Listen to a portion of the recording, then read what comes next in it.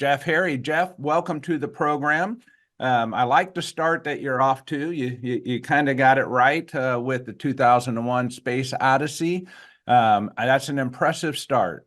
And I will say my second answer to the herring question, I was going to say exactly the words Burt said, but Yeah, sure you were right. That I almost said it. Verbatim. I had written all that down.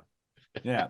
Jeff, introduce yourself real quick to the audience. Tell us a little bit about who you are and what you're doing, and what does it mean make work suck less? Yes. So I'm Jeff Harry with Rediscover Your Play, and I basically use positive psychology and play to heal workplaces and make work suck less. And what I mean by making work suck less is I've been traveling around the country for the last 4-5 years, speaking at a lot of HR conferences, SHRM conferences, and a lot of tech companies and a lot of companies in the Midwest.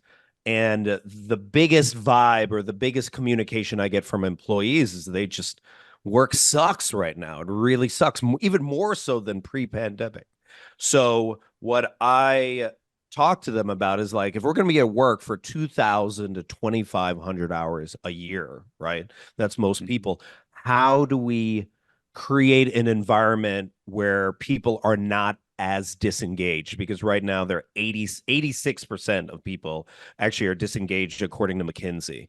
And I use play and positive psychology to help leaders create environments where people can do really good work, where they can do their most vibrant work and actually enjoy work, because studies show when you're doing your flow work, you're 5 times more productive, which is what employers are looking for. Yeah, so excellent. All right. So I'm thinking when you say that, I'm thinking there's play therapy out there, right? Some people go through and they participate in play therapy. How is this similar or different for us at work when you're talking about how we engage those play concepts at work? Is there any similar? So when I refer to play, I don't refer to forced fun. I hate forced fun, like escape rooms and ping pong tables and let's play pickleball. Like if Susie hates Dan and then you put them in an escape room together, they're not going to like each other at the end of it. Like, it's just like that play is still not good. So you don't force fun, right? But what I mean by play is like, okay, what is your staff's zone of genius work? What is their flow work? Where's the work where they forget about time? What's the work that if they were not getting paid to do this work, they would still do it because they love it so much? There is an aspect of the work they do now that they enjoy the most. And studies have found when you help them do it, even if you help them do it 5 to 10% more in a given week, it increases their productivity with all the work that they're doing.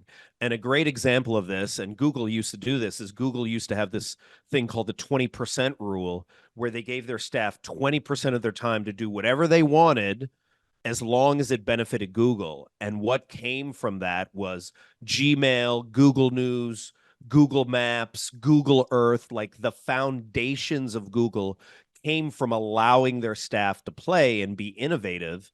And they built their whole organization off that. So obviously we don't have the budget that Google has, a lot of organizations, but you can figure out ways in which, how do we help our staff do more innovative work that they love to do, even if for it's just a little bit of time, because then staff feel more seen or heard and appreciated. And then they do better work. I appreciate what you're saying, and I just want to frame why I appreciate it, because so often I'm working with business professionals, HR leaders, business owners, and they know, and they express, my employees are not engaged, and then we talk about the work that they're doing, and there's very little ways. I mean, just hard to engage in some of the work that people are doing. It's not fun. No one would enjoy. I was just having a conversation just Tuesday with a position, very high paid position, mechanical skills are needed in the position, and the person has to sit and watch and look at a pump all day and wait for it to fail, because in this case, as soon as the pump fails, they have to take action. It's not something you can wait for an alarm to notify you and you come over. So they actually pay, a prevailing wage for someone to watch the pump, wait for it to fail, and make the change. And, of course, I'm spewing out all kinds of ideas. Can't you do this? Can't you do this? We've reviewed, and the best answer they have today is you got to watch the pump. And that's the type of thing where someone goes, man, my job sucks. I'm so bored. I got all this mindset inside my head and I can't use it except for when we fail. Yeah. I don't even get to use it to win. Yeah. So I'm assuming you're going into workplaces and you're talking to business owners and leaders around those same type of challenges. Yeah. And you can also see there's like, it's just different philosophies, right? And when you talk to a lot of Gen Zers and heck, even Gen Alpha, that's going to, we have to understand Gen Z is going to be 30% of the workforce by 2030, right? Gen Alpha is going to be like 10%. So we have to recognize that they have just a different philosophy sometimes when it comes to work. When I was looking at the polling earlier, and people are like, well, what does it mean by make work suck less, or just what work sucks? Some people are like, hey, that's just work. Work is just sucky, and you're just going to have to suck it up because that's how it was for me. I had that conversation with my son Monday night. Right. He was right. just, And he's like, my Gen boss Z and doesn't Gen get Alpha it. She doesn't understand. Yeah. And Gen Z and Gen Alpha do not subscribe to that. No, at all. Not whatsoever. Not whatsoever. Especially Gen Alpha. They're like they're just questioning authority. They're like, well, if I'm going to be there 2,000 hours, some of this is going to be enjoyable. So that's not just for like the various generations. Talking to millennials, Gen Xers, even some boomers are like, can I find some sort of joy? So if I was talking to the pump guy, right, and be like, okay, we're looking at the pump all day. I get it. That's what you're going to do. But is there any other aspect when you're not looking at the pump that we can actually, what else do you like to do? What else, what other skill sets have you that you wish you were allowed to use, right? Okay, let's figure out when you can do that when you're not looking at the pump the whole time. Because here's the problem. If that person is just doing the job that they really hate, after a while, the guy's going to stop paying attention to the pump because they're going to be disengaged and then someone might get hurt, right? So we have to figure out ways in which to engage them, even just from a safety standpoint, right? But also from like a healthy, psychologically safe standpoint, because the communication I hear from so many employees is, I want to feel seen, heard, and appreciated at work. And that's what employers need to be asking themselves: how I'm making sure my staff feels seen, heard, and appreciated. Yeah. I got a question and hotline here that we have. It says, as a leader, how do you earn the right to ask employees to participate in structured play? And I don't think you're really saying in structured play. I'm going to let you answer the question, but that's the question that's coming in through our text chat. But I love that question because it's like, at the beginning, you haven't earned the right. Like, you yourself as an employer have to show that you're willing to play, that you're willing to be open to taking risks, to being open to failing. Like, I used to have a colleague that worked on the Mars rover when she worked at NASA. Her main job was to get the rover to fail 1,000 different types of ways, because they knew when they sent it down to Mars, right, that they would have already figured out all the ways in which to fail. I think right now, a lot of our culture, or a lot of our work culture, doesn't allow ourselves to fail, but then that also stifles a certain level of innovation. So when someone's like, well, when do we have permission to create, to have people start to play? You first have to create the environment yourself as a leader for them to even start to try.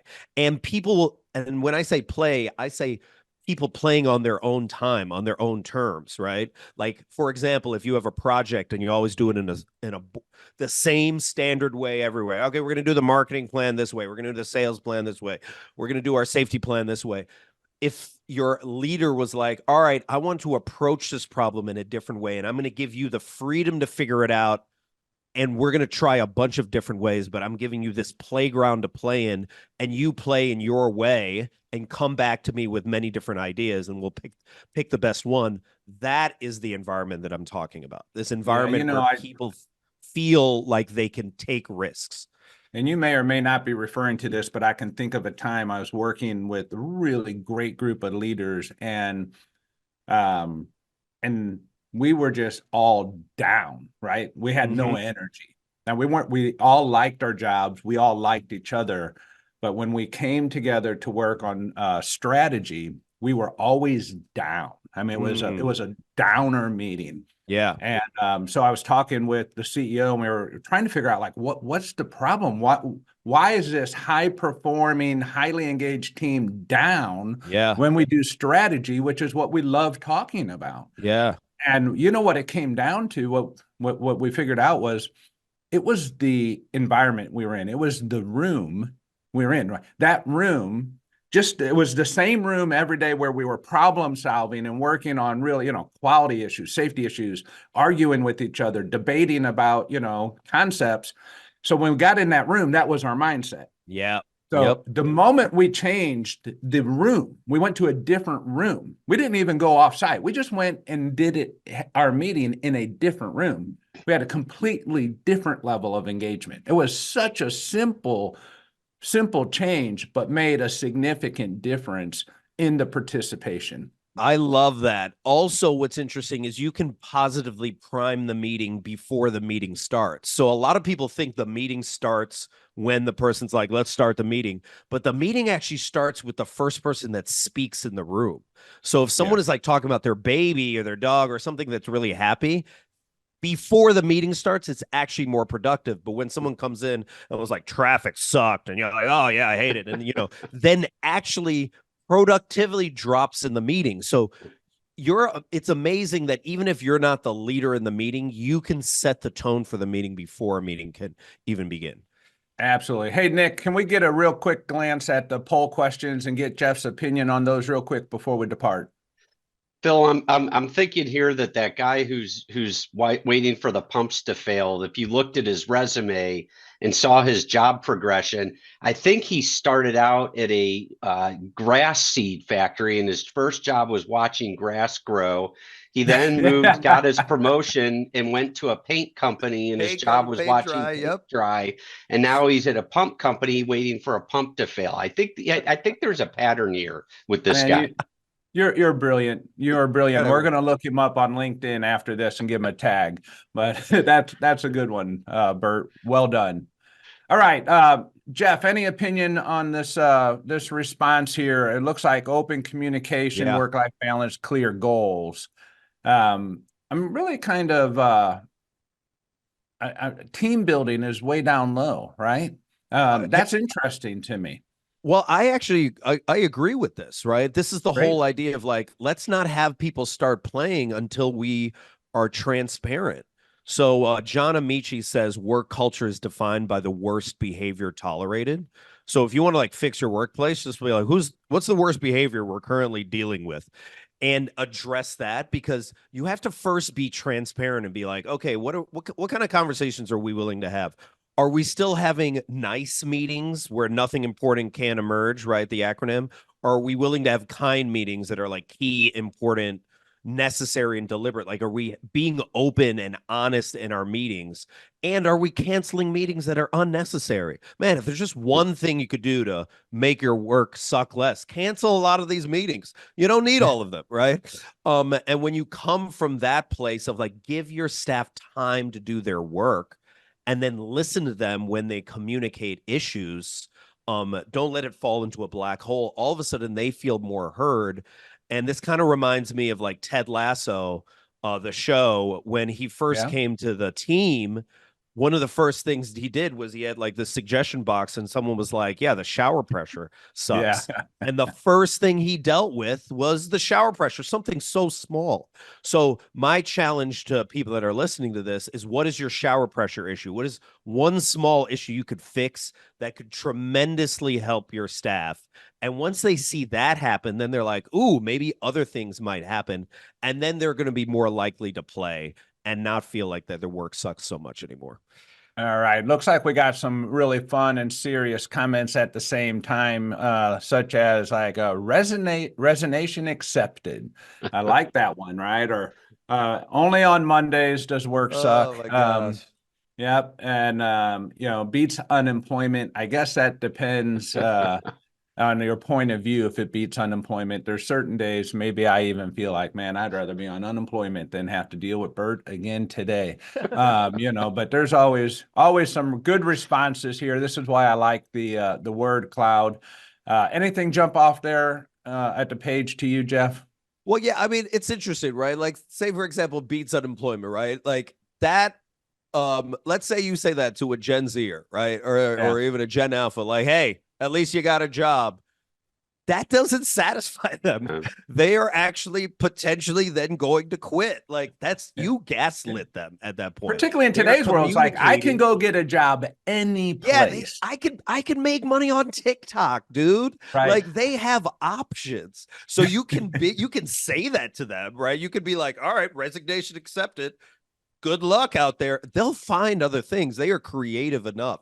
But if you really need that staff, right, then you're going to have to figure out better answers than that. You're just going to have to be a little bit more creative and be like, okay, why does it suck? Why does it suck for you? I'm not here to entertain you. Yo, I get that. We're not here to babysit these people, but we are here to make sure that they do the best work they can. And then in order to do that, we have to identify what do they love to do and what are they really good at and find that medium. There's a way to find it in the middle.